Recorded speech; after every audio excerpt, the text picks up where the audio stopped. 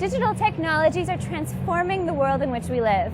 Canadian education has the opportunity not only to be a part of this global change, but to lead the way. Right behind me is the DMZ, Ryerson University's Digital Media Zone, a center for innovation, collaboration, and creativity. It's also a place where entrepreneurial students can not only work on their degrees and doctorates, but simultaneously create the digital solutions and businesses of tomorrow. One of the challenges for innovation in Canada is that we don't have a strong culture of innovation. How do you build it? Well, you got to start at the grassroots, and you have to look to where are the innovators and how can we support and encourage them.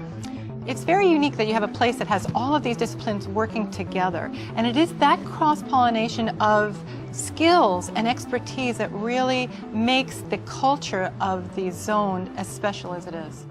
What Ryerson has been able to do is to provide a focal point where people of great knowledge, great ideas, have been able to come together and work together, being sort of the catalyst for each other. Flybits focuses on the convergence of artificial intelligence, mobile computing, and social networks. Sounds impressive, right? It's even more impressive when you're in an airport and trying to figure out where to go. Flybits started as a research initiative about 5 years ago, focusing on this concept of context-aware computing, meaning that instead of asking people to search for the information like on Google, we have an intelligence on the internet and in the cloud that understand the intention of the user and will be able to send the information that the user is looking for when they need it. Think about an unfamiliar airport. You go there, you don't know where to go. You will see these signage systems at the airport. If you look at it, you don't infer much, but if you point your phone to it, we will be able to tell you where your gate is, how long you need to get to your gate, and the distance to your gate. Our research has contributed to the emergence of a framework that allows anyone to build intelligent mobile applications without writing a lot of code. The role of the DMZ is to help commercialize that research. We are actually making the outcome of the research tangible.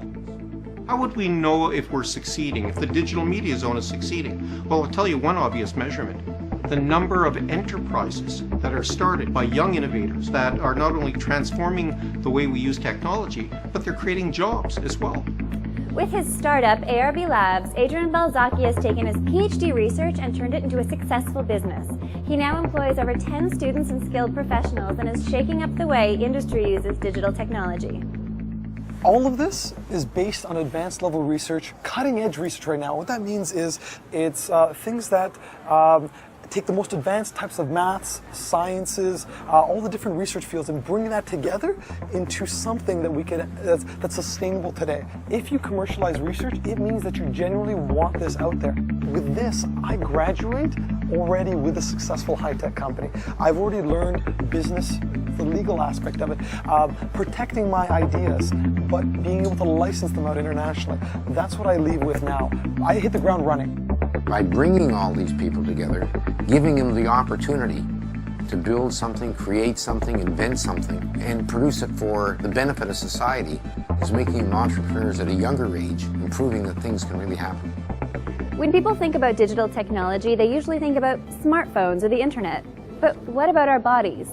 Bionic Labs is looking at existing medical technology to identify opportunities for innovation. There are lots of companies doing medical devices, but most of these corporations are so huge, they lose sight of, can this person actually afford this device?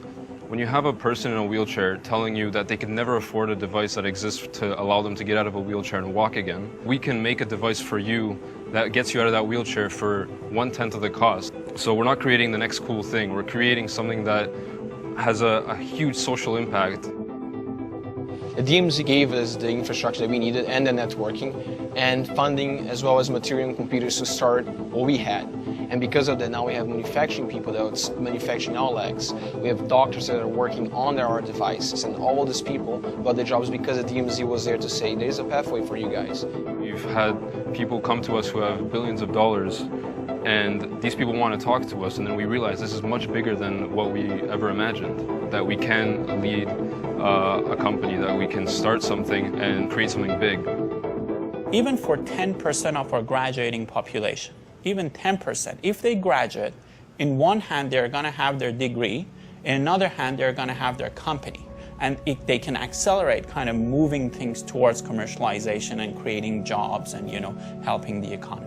Well, I think we're in a very strong position as young people to be able to create something new. By DMZ having success stories, people see those success stories.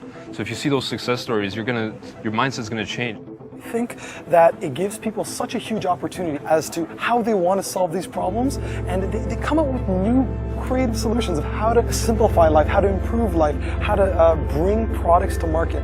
I can't imagine any alternative to this because of how fun and easy and exciting and just thrilling this whole process is versus the alternatives. The DMZ area has really proven that young people can create things way before they graduate, to create things and to make improvements to the world that we haven't seen before. Young people now are working in a realm that has never existed before. We can't think the way we used to, that we knew the answers. I don't think that we do. I think that this space enables the new answers to emerge. This is absolutely essential, and it points towards a transformation in higher education in our country. I'm not saying the Digital Media Zone is the only example or the example that everyone else should copy, but I think the spirit of what actually goes on in this place should be looked at for the insights it can provide in building our genuine culture of innovation in Canada. By helping students transform great ideas into real products, real businesses, and real jobs, the DMZ is showing the way to success in today's digital economy. See for yourself how the future could look.